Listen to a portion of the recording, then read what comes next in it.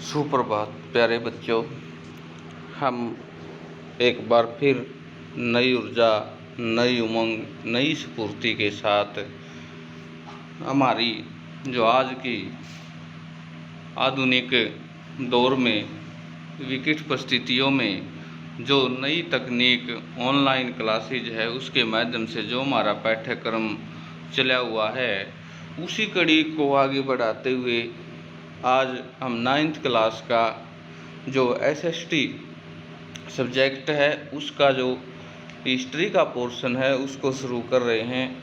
आशा है आप सभी का स्वास्थ्य अच्छा होगा और आप हमारे द्वारा जो ऑनलाइन क्लासेज के माध्यम से जो कार्य करवाया जा रहा है उसको सही ढंग से समझ रहे होंगे, उसको सही ढंग से कर रहे होंगे। हम एक इसी उम्मीद के साथ आपसे ये आशा रखते हैं कि हमारे द्वारा जो भी बातें आपको बताई जा रही हैं, जो भी तकनीक अपनाई जा रही हैं, उनके माध्यम से आप अपने पाठ्यक्रम को पूरा कर रहे होंगे और हम भी कोशिश करेंगे लगातार कि इस प्रक्रिया में, इस तकनीक में और सुधार की जो गुंजाइश है उसको अपनाने की कोशिश करें और आपकी समस्याओं का समाधान हम दें। आपकी समस्याओं का समाधान देने के लिए हम तत्पर रहेंगे हमेशा। तो चलिए अब पाठ्यक्रम की शुरुआत करते हैं। जो हमारा इतिहास का पोर्शन है उसका प्रथम लेसन है जो फ्रांसीसी क्रांति, उसको हम शुरुआत कर रहे हैं। तो सुनिए ध्यानपूर्वक घटनाएं और प्रक्रियाएं। सबसे पहले ये है, इस खंड में आप फ्रांसीसी क्रांति, रूसी क्रांति, नास्तिकवाद के उदय का इतिहास पढ़ेंगे।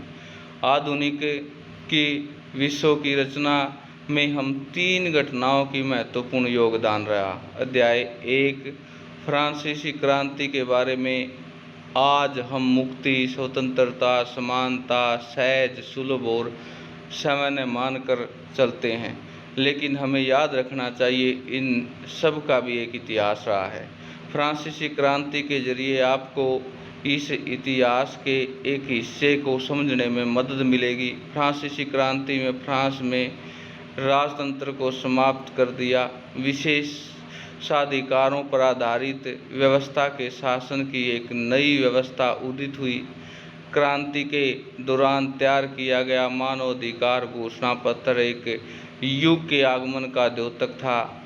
सबके एक समान अधिकार होते थे, हर व्यक्ति बराबरी का दावा कर सकता है। यह सोच राजनीति की नई भाषा का हिस्सा बन गई। समानता, स्वतंत्रता की यह सोच नए युग का केंद्रीय विचार थी, लेकिन विभिन्न देशों ने इन विचारों को नाना रूपों में समझा और साधा गया। भारत और चीन, अफ्रीका और दक्षिण अमेरिका। उपनिवेशवाद का मैं बता दूं कि एक देश अपने फायदे के लिए जब दूसरे देश को अपने अधीन बनाता है तो उस देश को उसका उपनिवेश कहा जाता है। विरोधी आंदोलनों के नई ऐसे विचारों को जन्म दिया, बेहद रचनात्मक और मौलिक थे, लेकिन इन आंदोलनों की भाषा और मुहावरे 18वीं शताब्दी के उत्तरार्ध की घटनाओं से भी वैधता मिल रही है। अध्याय 2 में हम समाजवाद और नाटकीय घटनाक्रम के बारे में पढ़ेंगे। अध्याय 3 में हम अध्याय 3 में हम जर्मनी के बारे में जानेंगे। हिटलर के उदय में नास्तिकवाद के बारे में जानेंगे। उससे आगे हम स्टेप बाय स्टेप अगले लेसनों के बारे में जानेंगे। आज हमारा जो लेसन है वो है फ्रांसीसी क्रांति।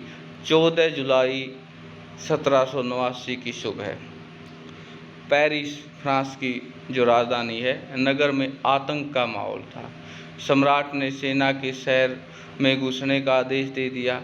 ये जो मुख्य तिथि है ये बार बार रिपीट होगी कि फ्रांसीसी क्रांति कब हुई। 14 जुलाई 1789। हो सकता है किसी प्राइवेट बुक्स में ये डेट कुछ और हो या ईयर कुछ और हो, लेकिन नहीं, NCERT का ही करेक्ट माना जाता है। जवाब अफवाहों की थी कि सेना और नागरिकों पर गोलियां चलाने का आदेश देने वाला लगभग 7000 मर्द और औरतें टाउन हॉल के सामने एकत्रित हुए और उन्होंने एक सेना का गठन करने का निर्णय किया। यहाँ मैं थोड़ा सा रुक के ये बता दूं कि क्रांति का शाब्दिक अर्थ क्या होता है।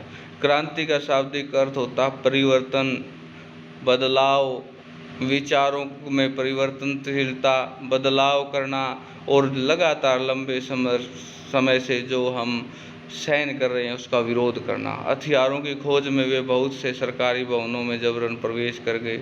अनंततः सैकड़ों लोगों का एक समूह पेरिस नगर के पूर्वी भाग की ओर चल पड़ा और बास्ती किले की जेल को तोड़ डाला, जहां भारी मात्रा में गोला बारूद मिलने की संभावना थी। हथियारों के कब्जे ने इन सशस्त्र लड़ाई में बास्तिल का कमांडर मारा गया और कैदी छुड़ा लिए गए। यद्यपि इनकी संख्या केवल 7 थी, सम्राट की निर्गुण शक्तियां प्रतीक होने के कारण बास्तिल किला लोगों की घृणा का केंद्र था।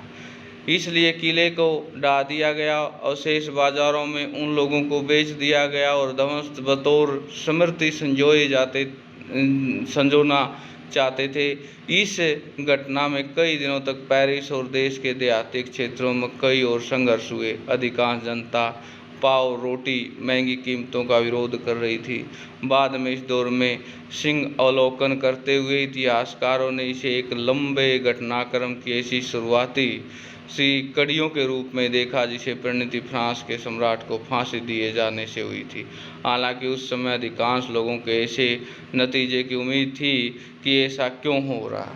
तो प्यारे बच्चों, यहाँ पर जो कहने का मतलब ये है, हमने जो भी चीज़ें देखी हैं, आज इस लेसन की शुरुआत की है वो ये है। सबसे पहला तो है फ्रांसीसी क्रांति कब हुई और फ्रांसीसी की क्रांति की शुरुआत कैसे हुई।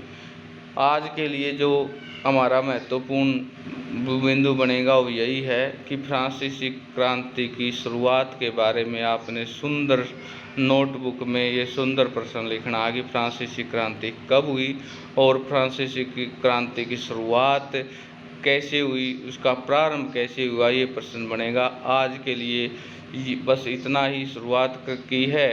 आज जो हमारा काम हिंदी मीडियम का SST का है वो शुरुआती दौर में हम थोड़ा करेंगे, धीरे धीरे इसको स्पीड देंगे और आगे बढ़ाएंगे।